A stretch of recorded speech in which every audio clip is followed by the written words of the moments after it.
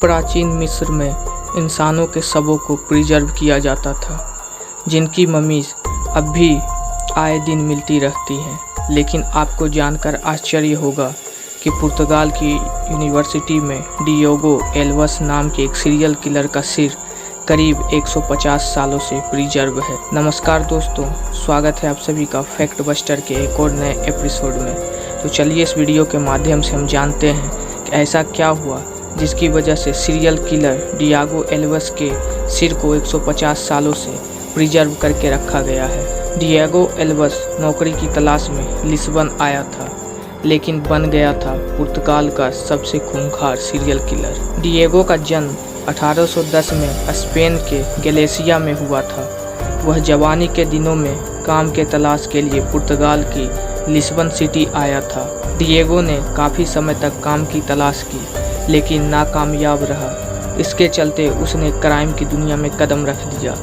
Diego ने सबसे पहले लूटपाट का रास्ता अपनाया, जिसके आसान शिकार किसान हुआ करते थे। इसके लिए डिएगो ने लिस्बन में एक नदी पर बने पुल को चुना, जिस पर से शाम के बाद अक्सर किसान अनाज सब्जियां बेचकर अपने गांव लौटा करते थे।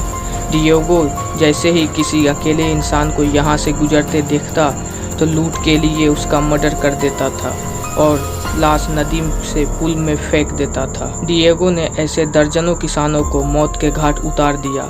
जब पुलिस के पास गायब हो रहे किसानों की खबर पहुंची तो उन्हें लगा कि आर्थिक तंगी के कारण किसान सुसाइड कर रहे हैं। हालांकि नदी में कुछ ऐसे शव मिले जिनके शरीर पर धारदार हथियारों के निशान थे। इससे पुलिस को शक हो गया कि किसानों का मर्डर किया जा रहा है। पुलिसों ने जब जांच शुरू की तो डिएगो ने लूटपाट बंद कर दी और 3 साल तक अंडरग्राउंड हो गया।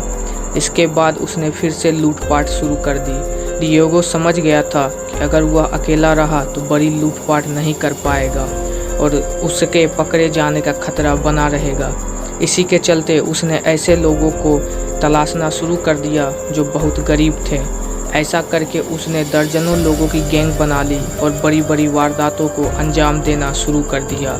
डिएगो ने इसके लिए काफ़ी मात्रा में हथियार भी खरीद लिए थे, जिससे कि वह पुलिस का भी सामना कर सके। करीब 1 साल तक डिएगो ने दर्जनों लोगों को मौत के घाट उतारा। डिएगो विक्टिम को भी जिंदा नहीं छोड़ता था।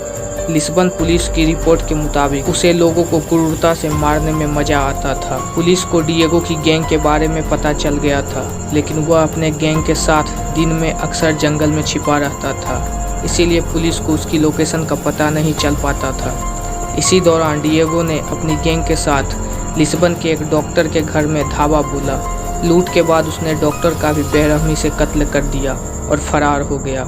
पुलिस को तुरंत ही इस घटना की जानकारी मिल गई और इस तरह पुलिस को शक हो गया कि डिएगो आसपास ही कहीं छुपा हुआ है।